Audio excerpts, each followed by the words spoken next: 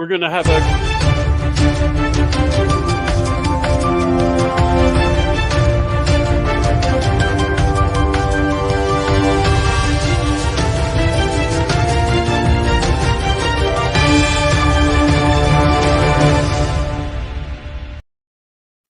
Hi, this is Adam Elio Berkowitz from Israel 365 News, coming at you from the Golan, where all the fun is.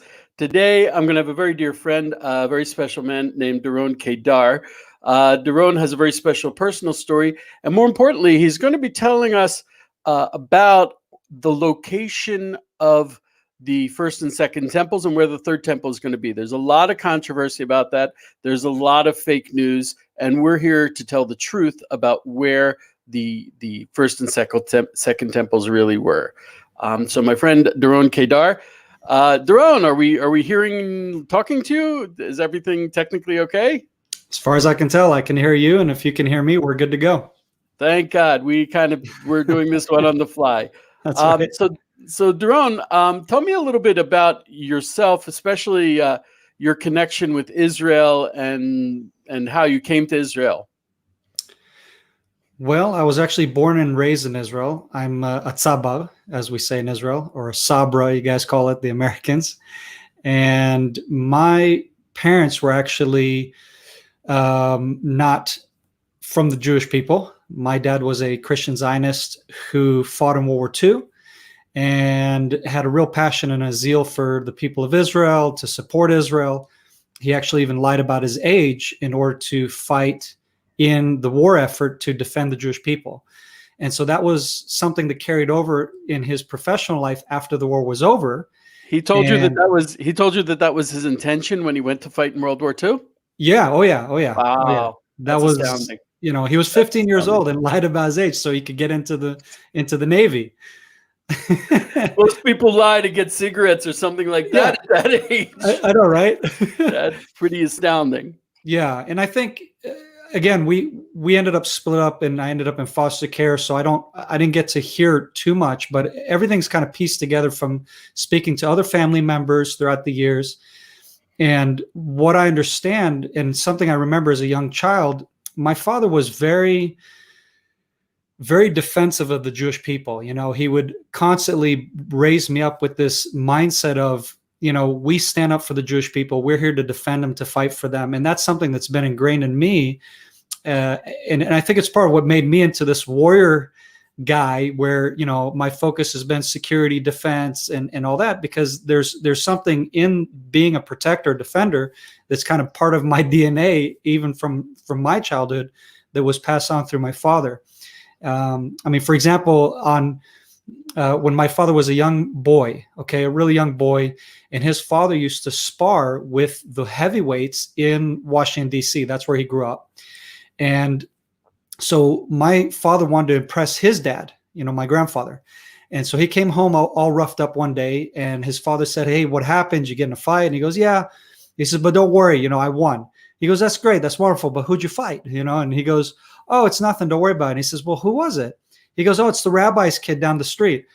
And his father just stopped him in his tracks and goes, "Don't you ever raise your finger against God's chosen people. Do you understand?" And it was like, oh my goodness, like here, he, in his mind, he thought he impressed his dad because he did what his dad probably had taught him, some moves or something, who knows. And here his dad was not impressed because it was the wrong guy. And so that's something I remember my father telling me once when I was younger. And then later on, I just, the Holocaust, when we would have Holocaust Memorial, my father would have those, like a huge poster size, like board where he would flip the pictures, and he would sit us down and he'd say, "All right, today's Holocaust Memorial." And he would show us what you would see in the Holocaust Museum. Those pictures, we would see, my father personally walking us through the Holocaust and saying, "This is what bad people did to God's chosen people. And we need to do something about that to make sure that never happens again." Was he a devout man? He was, Your father?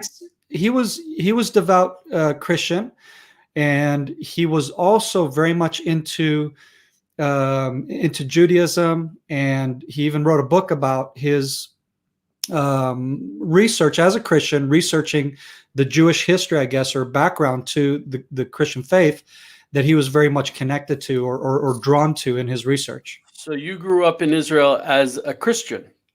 Yeah, yeah. In a And Moroccan, served in the IDF as a Christian.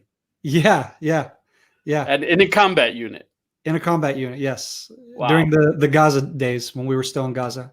And you converted at one point, am I correct? Yes, it was during my military career. Yeah. Ah.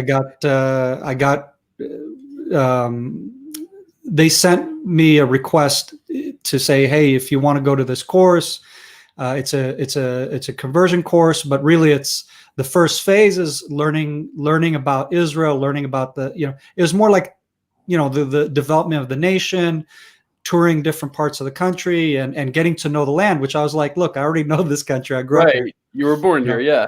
But a lot of the people in the course, they're Jewish either because of their dad, and they're serving the military.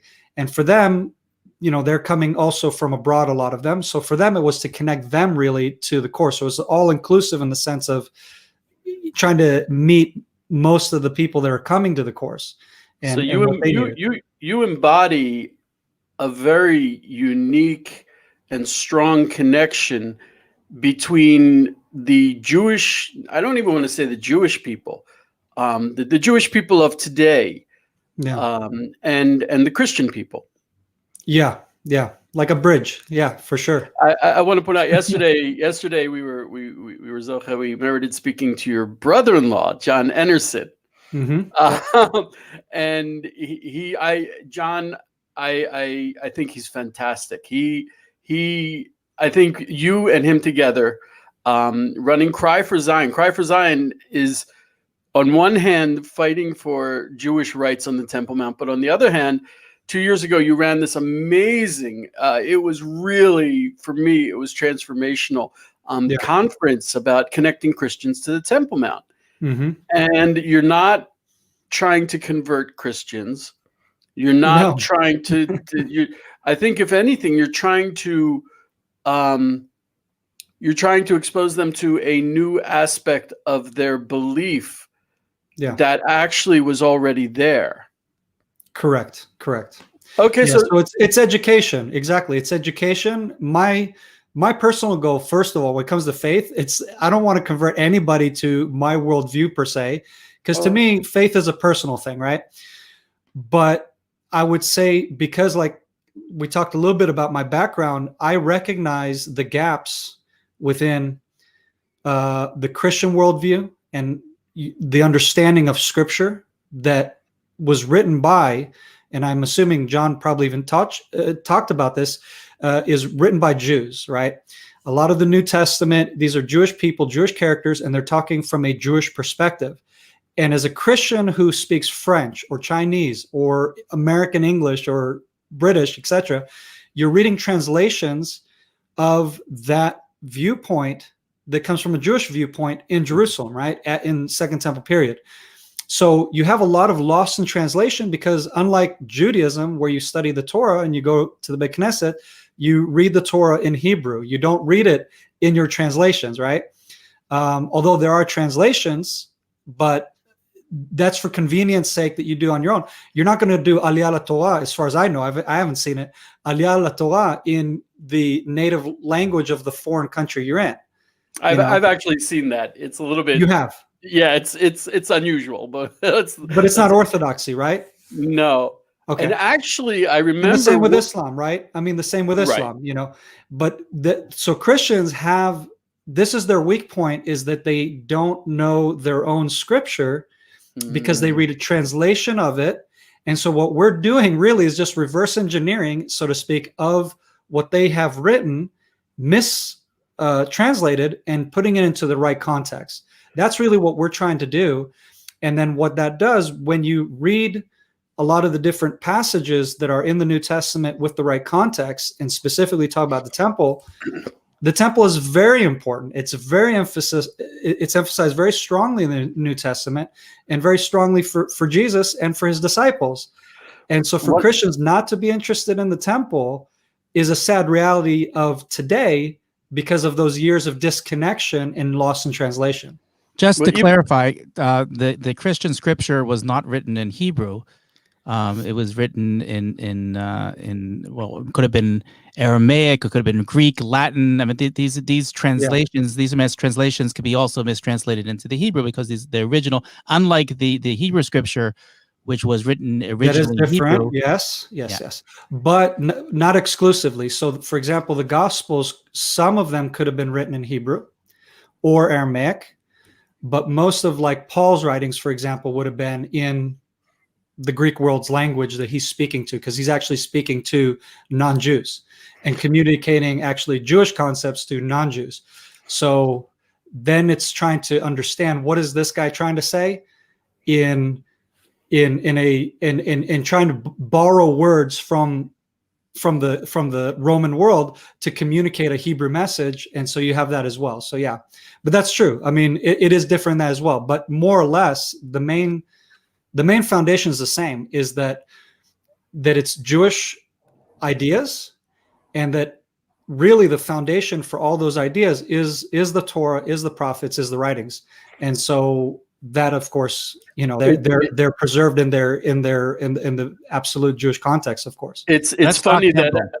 it's funny that of all these, Let's talk temple, I said. yeah, it's funny Yeah. that of all these Christian ideas that did make it over into the Yeah. New Testament and are still very strong in Christianity, the temple seems like, oh no, we can't go there, even though Yeah. that's essential in the Old Testament, in the Bible, in the Torah, Yes.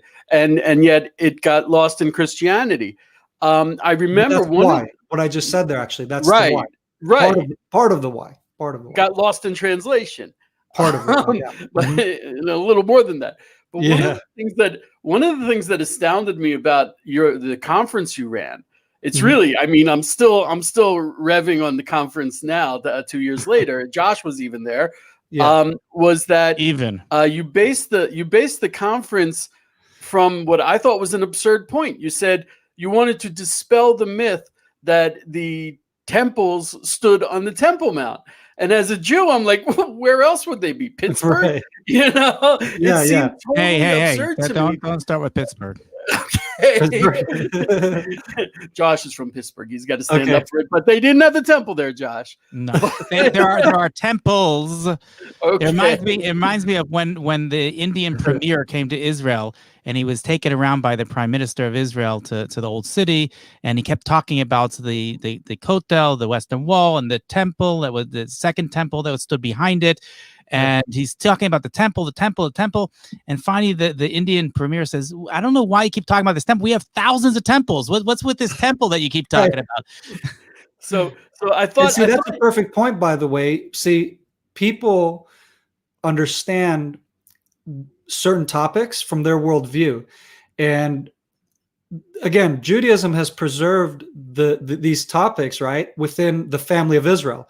Whereas the Christian world, depending on where they're coming from in the world, they're going to view a topic like the temple, like, oh, what? We have many temples. Like, what's the big deal? We don't understand, right? Or other things. There's always going to be the loss in translation, because the Christians are very diverse. I mean, that's something important to understand. They're very diverse, very different cultures, and you have to speak to speak into their mindset and their worldview, and to communicate some of what's normal for us, or like muvan me'elav, it's not to them. I was surprised before I went to the conference, I spoke to Anarina Heyman. She was a representative of the city of David, Right. and the city of David is close. It's downhill from the temple, I guess, like a 5-minute walk, not so far away at all. But it's a different site. It's on the hillside. It's an archaeological site, and she told me that she was asked hundreds of times a day, where's the remains of the temple? And I'm like, Christian what? tourist, right? Right. Yeah, And I was like, what are you me right there? What are you talking about? It's just, I couldn't understand how anyone could believe that. And then at your conference, I actually had a reporter for archaeology. You remember that guy from National Geographic? I And we purposely have start. never mentioned him, but I was being nice to National Geographics. Oh my God. I Okay. couldn't believe they sent that guy like that. And he, No, very to nice. be honest.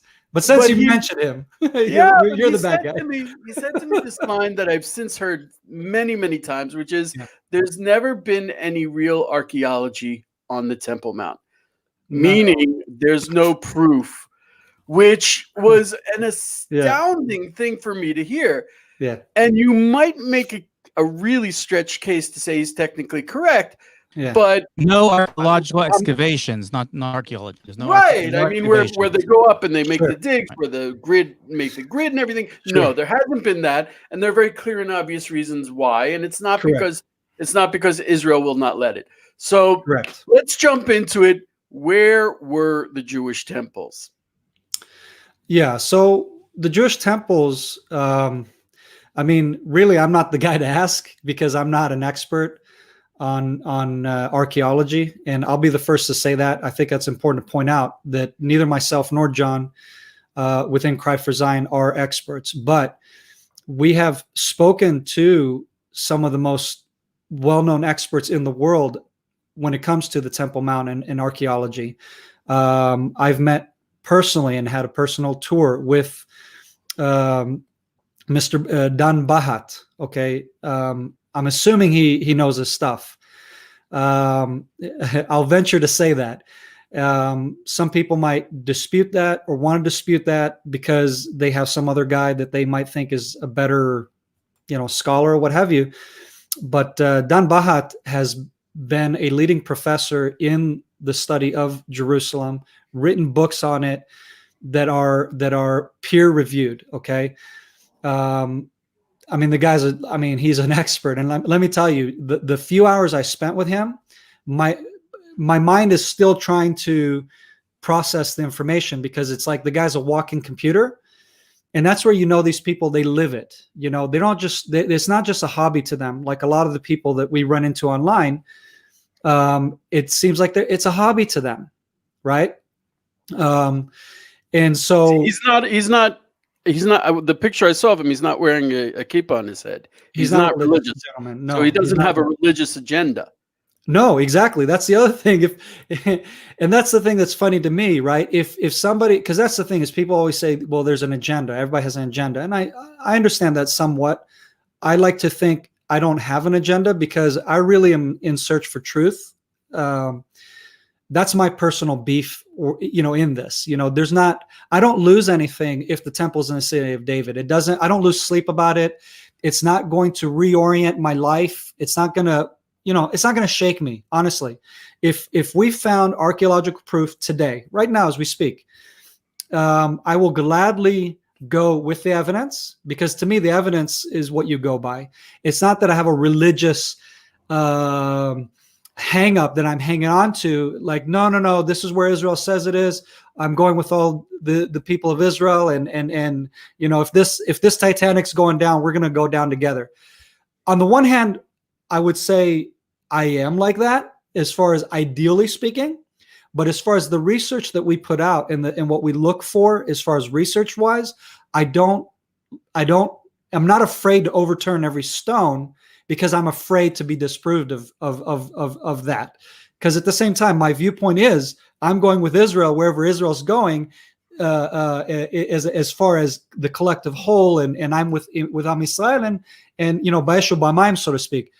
But when it comes to the research and to looking into the evidence of what we know of the city of David versus the Temple Mount, the evidence is screaming, and I mean screaming, that the Temple Mount really is the Temple Mount, and that the city of David really is where Jerusalem started. We know that because and by the way, I've just taken the tour. They're not synonymous. The city of David is the city of David. The Temple Mount is the Temple Mount. They're not synonymous, but this is where things get messed up and lost in the lost in translation, because you'll hear people talk about Zion, and we know that Zion is the Temple Mount. And because Zion, the stronghold of Zion, as it's quoted in the English, the stronghold of Zion, and this is what you'll hear Christians talk about, and and this is the case that they'll fight, is because it says the stronghold of Zion and that Jerusalem is Zion. They're one and the same. They're not, separated.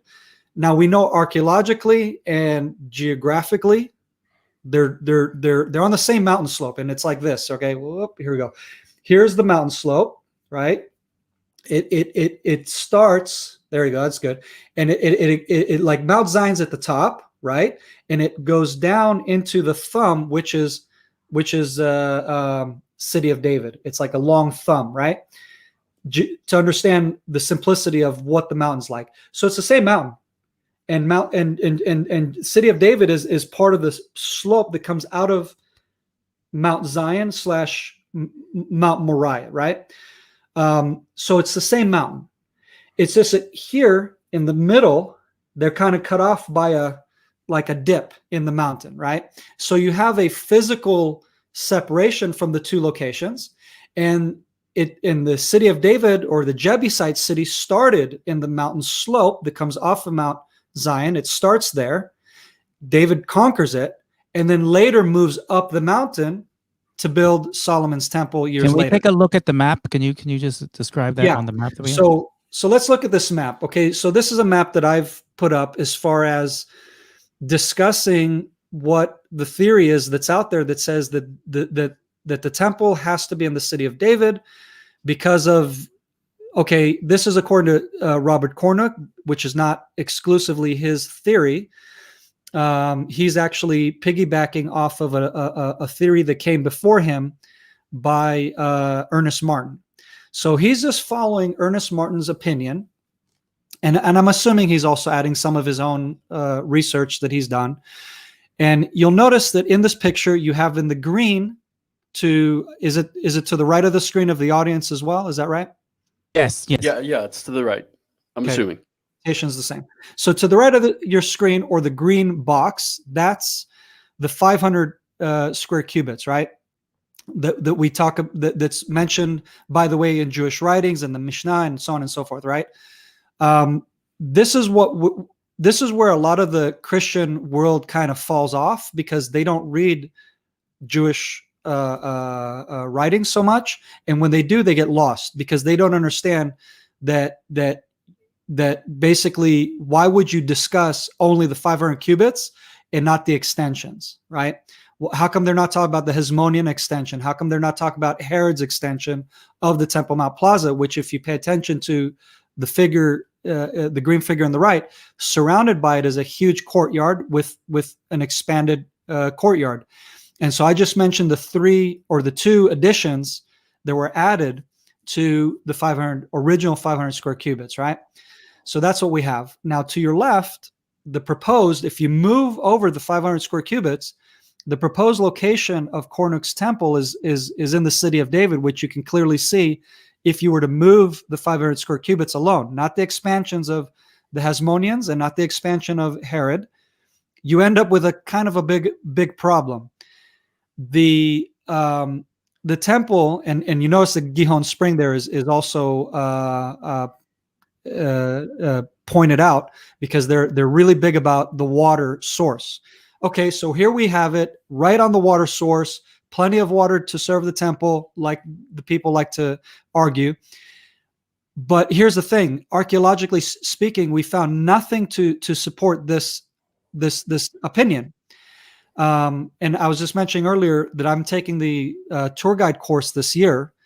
And let me tell you, in the tour guide course, this isn't amateur stuff. We meet with the top experts in archaeology, in geography, in every aspect when it comes to the land of Israel. And we've actually covered the City of David.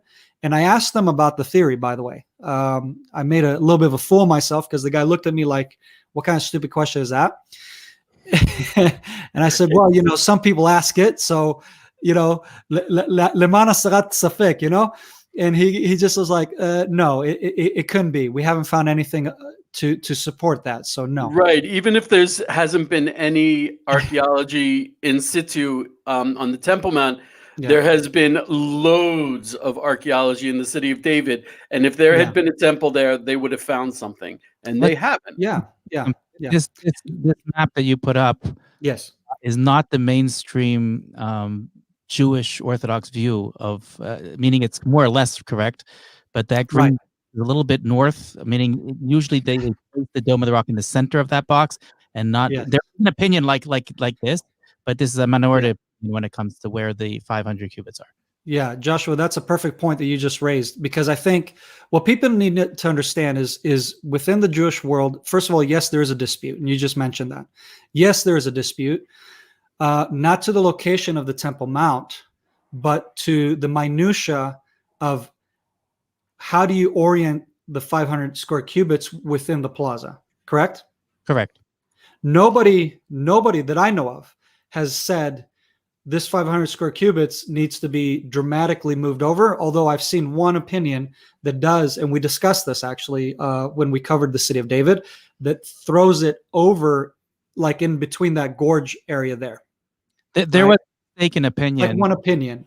There was a mistaken opinions going back over a century ago from Yeah. rabbis that lived in Europe and did not merit to see and know what we know today, that believed that the Western Wall was actually a wall of the temple, and that would have made the Kotel, the Western Wall Plaza that we have today, part of the Temple of the 500 cubits that you're mentioning.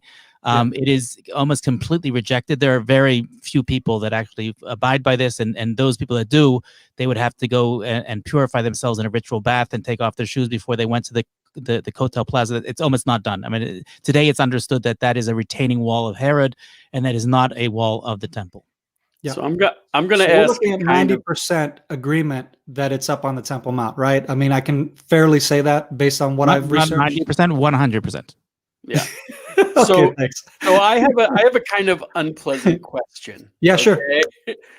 This is the question. So if it's for Jews from an aspect of belief and clear, strong tradition, Yeah. that Because that's the other argument. It's tradition that right, we're it's coming against here. 1,000% up there. And if archaeologically it's 1,000% up there, no archaeologist would stand up in public and say, no, it's not up there. So here comes the question: why won't Christians believe us? It's a very good question, Adam. It's a very good question. It's not that they won't believe us. I'll tell you the problem. The problem is simple. You and I live in Israel, in Eretz Israel. We don't appear on Christian television. It's that simple. We do not. Really? Yes, because we don't have access to the viewership that Robert Cornuck does, and all the people who are spinning this theory have. They have a monopoly on the information that reaches the Christian audience. But they're So lying. But they're lying. Wait. I know they're lying. No, they're not lying. I won't say they're lying. It's not true to say that they're I'll lying. say I think I'll be nice and just say, look, I'm assuming they've done their research. And I've run into many Christians throughout my years where I've seen this repeatedly. They love to be the guy who's the Indiana Jones, like we say in Hebrew, Chaim Beseret. Americans, and Joshua can also attest to this, I've noticed as an Israeli, Americans seem to have this thing where they Chaim Beseret, like they like the drama. They like the drama. And Israelis are not like that. We're not into that stuff. We're really don't have time for drama. We like get to the point. Yeah, we live drama. We don't need to make it up. Right? Thank you. And we so got you know what I rockets mean. flying at us. We don't need drama. Exactly. Our lives are exactly. Our lives are dramatic enough. We don't have to make up stuff. And I can understand that because I've lived in the US for a few periods, and you see the way of life of Americans. And I can understand why the entertainment industry is so big there, because they're bored to death in many parts of the US. They're bored to death. You have miles and miles of nothing. And so you have to make amusement parks and theaters and movies and talk about stuff as if, the whole world wants to conquer America and destroy America. And, the terrorists are always trying to conquer LA and New York, but never, Kansas or something. And so that's where all the drama likes to kind of, if you notice, gravitate. And yet here in Israel, we are the ones that the whole world wants to kill, and we have all these enemies and whatever. And we don't make a drama about it. We don't make movies about per se. And when we do, we're not on that level. And so I'm just saying, I've noticed there's this tendency to be really influenced by ideas that just, it's like, no, that's just no. it doesn't work. Honest, that's not the answer I was expecting, but I remember when I watched Indiana Jones and they brought out the temple, the Arona Brit, the Ark of the Covenant, and I was like, woo! And then all the Nazis started dying, and I'm like, yeah. Right. They start melting to death. And yeah, maybe I've also heard people say that it's nice because then if the third temple was in the city of David, then there wouldn't be a conflict with the Muslims, which shows that they don't understand the Muslims. Because if we start building the third temple in the city of David, well, they'll claim that that's the fourth holiest Muslim site, so it's not going to help. Yaar from YouTube has a question for us. Was Harabayit really Antonia fortress used by the 10th Roman Legion? Yeah. First of all, it's a great question, and again, I'm not afraid of questions. I'm not afraid of looking into these issues. Okay, so I've spoken, like I said, to some of the top experts. I'll also throw out Joseph Good. We had the privilege on our last trip to the U.S. in 2019, after the convention, to go to his home. And let me tell you, this guy has every book on the planet. He's brilliant. He's not just he's brilliant. I can see why. He has every Jewish book on the subject, every Christian book on the subject, and every other book on the subject. Literally, I mean, no joke. I've seen his library. It's amazing. He's not Jewish, and he knows the oral law better than I do. And I was just like, and you can say that, but I mean, spent 10 years better than me too, because I'm not very well versed. Unfortunately, I'm learning. So here's the deal. Based on talking, and really, I asked them the hard questions. We don't just sit around and pat each other's back and go, no, you're awesome, man. You're amazing. I agree with you. I'm not that kind of person. I like to challenge, and you can ask John. Today we did this. Today we sat down, we talked as we planned out the day, and I said, I'm reading the comments of people viewing our content, and I'm looking at some of the responses, and we're missing our audience apparently, because we're obviously not answering their questions, which I thought we were. So I said, here's my challenge for this year. We need to start, digging deep and getting some real engagement here and speaking their language, because apparently we're not. So anyhow, so to the question, was the 10th Roman Legion? It's a good question. The answer is yes and no. It was up on the Temple Mount based on the research that we have and the evidence that we have archaeologically speaking. The problem is, and there's also other suggestions, by the way, that the 10th Roman Legion were housed throughout what we call the Old City today. And that, in fact, they've some of the most recent finds as of last year, literally towards the end of last year, I believe it was, they found another archaeological site with the 10th Roman Legion tiles, the roof tiles with the stamp of the 10th Roman Legion. So they most likely were spread out throughout the city, first of all, as far as housing's concerned. On the very northern part of the Temple Mount, you had adequately built a fortress that was built by King Herod, okay, not by the Romans, to accommodate the Romans and also to justify the building of this massive structure that Herod was building for the temple, because he was playing the game of politics for both pleasing the Jewish people and the Romans, right? And so being in the middle, and on the one hand, really wanting to make a name for himself and build the temple of all temples that were ever built, which when that temple was built, everybody were like, wow, this is amazing. At the same time, he definitely built an adequate Roman fort for the 10th Legion to supervise and secure the Temple Mount against riots and so on and so forth. And you have the evidence of it. The problem is, and this is where Cornuck and all these guys go off, like way off the research. They're way off because it's not there. I haven't found it in any of their books. And by the way, I don't talk nonsense. I've read the guy's book. Okay. I have notes all throughout his book where I've critiqued and seen a lot of discrepancy, and you're just overlooking swaths of information. Like, I'm sorry, that's just not true. Or you're writing things in a way that you're misleading your audience. So being that we're privileged to live here and I speak the language, I grew up here. Hebrew is my first language, not English, although I sound like an American.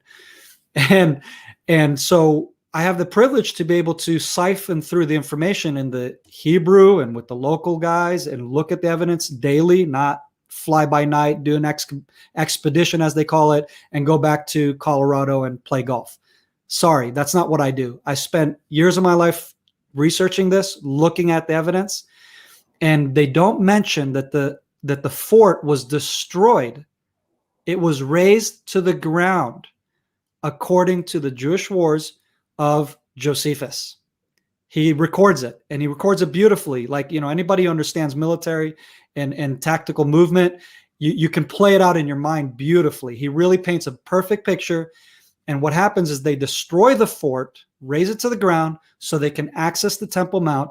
And according to Cornick's misreading of the information, if you look at the diagram that we made there, that we put up, that's what the 300 the 300 feet bridge that he misinterprets for the portico that needs to move up north, up onto the Temple Mount, because there's a portico there. And by the way, that portico continues. It doesn't stop.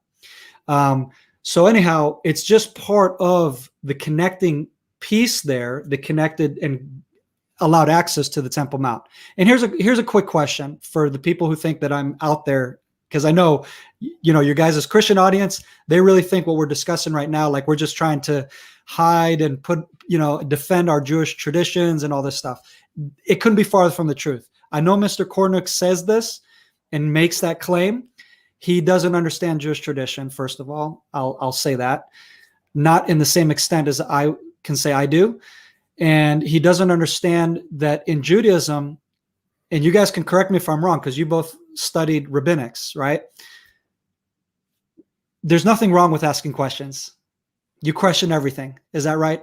Am I wrong to say that? The way we learn. There is that how something you learn? wrong with not asking questions. Right. Thank you. The See, in opposite. Christianity, it's the opposite. You don't question theology.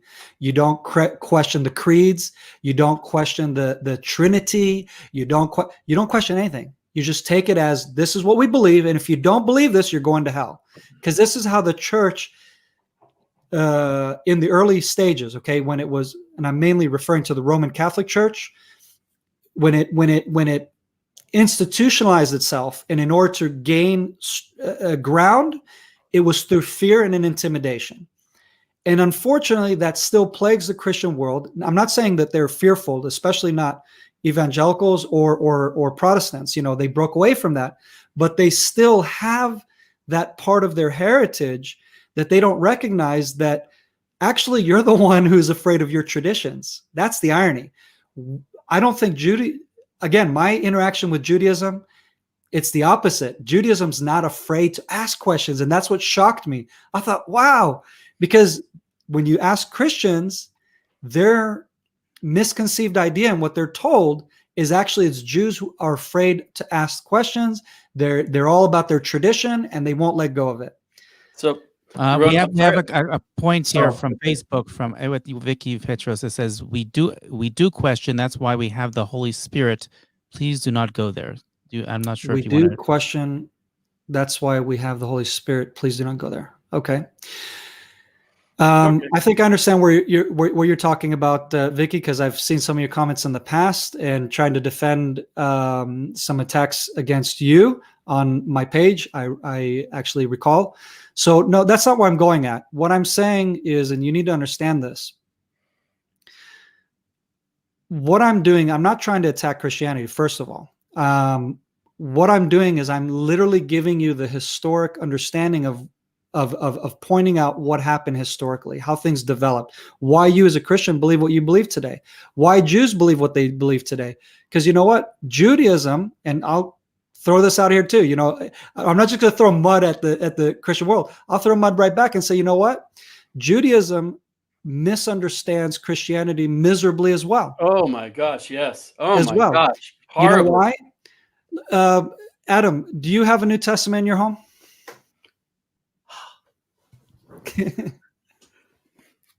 Right here. Okay.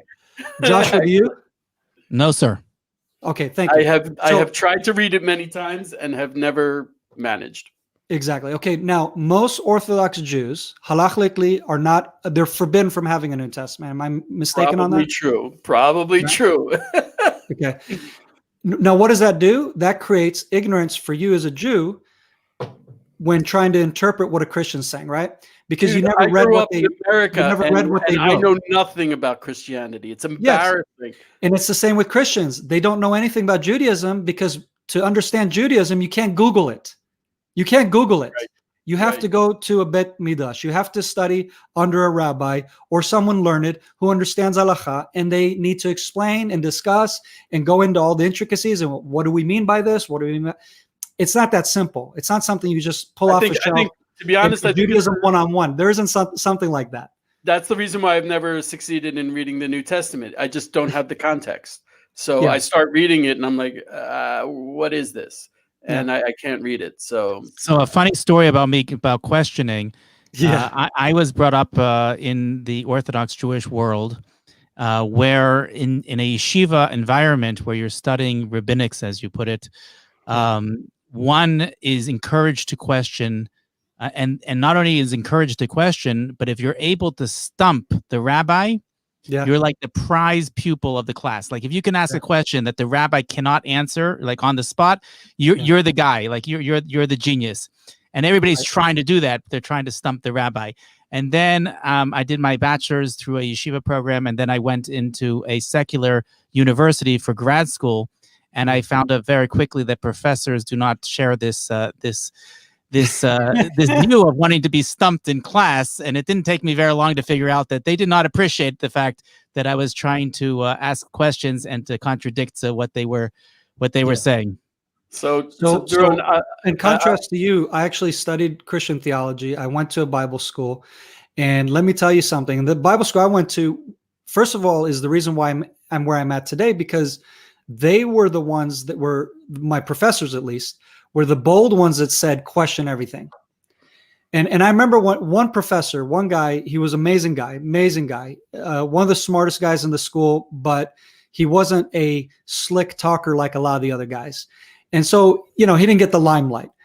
But let me tell you something. When he would go on a rant in class, the guy was just, passionate, and he transmitted that passion for truth to his students, that, listen, I have my opinion, and Professor so-and-so has an opinion. That's also what shocked me in Bible school, is everybody had a different opinion about the end times, about you name it. And it was just like, so who do I pick? It's like, it's up to you. And I'm like, what do you mean up to you? You're supposed to tell me what the opinion is. What is this? And so that's what makes it very difficult for Christians. And this is something you need to understand, okay? And this is for my Christian friends out there. And I'm not bashing. I'm telling you, as a guy who studied Christian theology, your pastors go through a system that really puts faith to death, puts death to faith. Because the way the way you study, and there's a reason why you call it cemetery and not seminary. There's jokes like that for people who go to Bible school. They'll call it cemetery. And there's a reason for that. In Europe, for example, most of the guys who go and study in seminary, like I think it's 70%, end up falling away from faith in general and become like secular or whatever. And in evangelical circles, it's less, because they more focus on relationship and personal relationship with God and all this stuff. So it sticks more, but still, when you get into the nitty-gritty of theology, they don't like questions. They really don't. They don't like you to because it's like it's the answer is option A, B, C, or D, and you get to pick one. That's it. Don't come up with an option, J. Like, don't go there. That's what I mean. Whereas in Judaism, like you were pointing out, Joshua, you're there to stump and go, well, isn't there another option? Like, do we have to prescribe to one of these? Isn't there something else that maybe we've overlooked something? And that's the beauty of Judaism. And I've seen in how Judaism is developed throughout the centuries is it's not that you're hung up on your traditions. You're questioning everything. And that's, I think, why Jews are so confident in their faith, for one, because especially if you've studied, because you're not afraid. It's not like you haven't questioned anything. It's not like you just take everything for I granted. have a friend who was an electrical engineer in Pittsburgh. Yeah. One of the top in his field in what he does.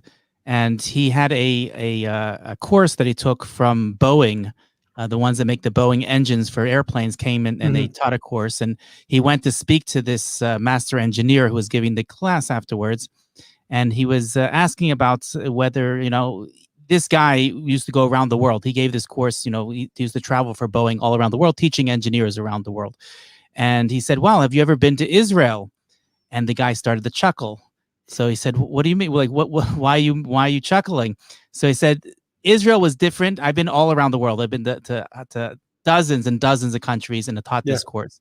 And the only country, the country that's completely different than the rest was Israel. He said, what was the difference? Yeah. Wherever everyone went, the engineers would be sitting in class and they'd be taking notes and they'd be nodding and yes, and they'd gathering all the information. In Israel, he says he barely got one sentence out and everybody started screaming, but why don't you do it like this? Why don't you do it like that? And it was a completely different experience for him because the Israelis just don't know how to just take it for granted. What's being said, they ask questions. So that's something not only it's not even religious Jews. I think it's ingrained in the Israeli culture. Thank you. That's a great point. That's a great point. And I think that's why it's hard when I mention some of these things. Christians feel like I'm getting on their case. I'm not. I'm really not. It's just that this is how we're born and brought up and bred. And that's why I didn't fit in very well into Bible school in that sense. I didn't just take everything for granted. I questioned everything and I came back disappointed, to be honest. I came back disappointed because I thought I didn't get my questions answered. All I got was, this is what we say and this is what so-and-so says. And just fill out the test this way and have a good day. And it's just like, all right, so, moving on, and hopefully I'll get my questions answered one day. And it's the same in the tour guide course, by the way. The tour guide course is the same. I'm the guy who's actually trying to be the most quiet and not ask questions. Cause I'm like, I think there's enough questions being asked throughout the course to where I want the guide to actually, whoever's guiding us, to get through the information. Because I realize, it's like if I pitch in as well and so, like, we're not going to get anywhere. We have to, we have to kind of stop ourselves. I'll give you the advice, Doron. Yeah. It was given to me by the former great Associate Supreme Court Justice Antonin Scalia. I was fortunate enough to study in his classes. And he was asked the question by law students, by first and second year law students, what they should do when their professors are teaching them X, but they know that the reality is Y. Meaning, we understand as conservatives that this is the way that the law should be, and the Constitution should be interpreted. But our professors are teaching us differently. How should we answer on a test? Should we answer the correct way or the way the professor wants? And he said straight ahead, he said, just write whatever the professor wants. Once you get your degree, then you can start to write and argue. But he says, just answer what, and I wish I had this advice when I went through grad school. It would have saved me a lot of pain. But anyways, we so much appreciate you coming on the air. It's been wonderful. There's so much to speak about. Elio, you want to close up? Yeah. I just, if there can be any message that comes out of this, I'm so excited to have Doron on, and I kind of knew that when we get together, there would be a lot to talk about. Sure. One of the reasons why we're addressing this issue of the Temple Mount, the third temple, the first and second temple, is it's the heart of Judaism. Yes. And when you have people, even with the best of intentions, tell us, oh, that's not where the temple was. You're not talking about the temple. You're talking about my temple. It physically hurts me. When this is my faith, the Jews have finally returned to Israel. We finally returned to Jerusalem. We're being denied so much. This is such an important issue to Jews. This is our very heart. To God-fearing Jews. To God. We want to wake up the other ones. That's our job too. And that's why it's so important for Christians to understand this. It's so important for Jews to understand this as well. So Doron, 100%. 100%. yeah, this is the heart of Judaism, and always. And I has. would like to even add, this is the only place on earth that God set apart for himself, where he said, this is my footstool, this is my throne, this is where I'm to be worshiped. And I think when we understand the holiness, the set apartness of a location out of all the world, we can have anything. This is God's. And to touch what belongs to Hashem, that's where you start treading on holy ground. And I think that's where people need to be very careful in their opinions and recognize we're not talking about just a where's the ark of where's Noah's Ark, or where's the Holy Grail, no, we're talking about God's throne on earth. And it's holy. It's a holy matter that we all need to be very careful about. Absolutely. Thank you so much, Doron. You're doing amazing stuff. God willing, we'll connect again. Thank you, Josh. Thank you, guys. Appreciate it. Thank you.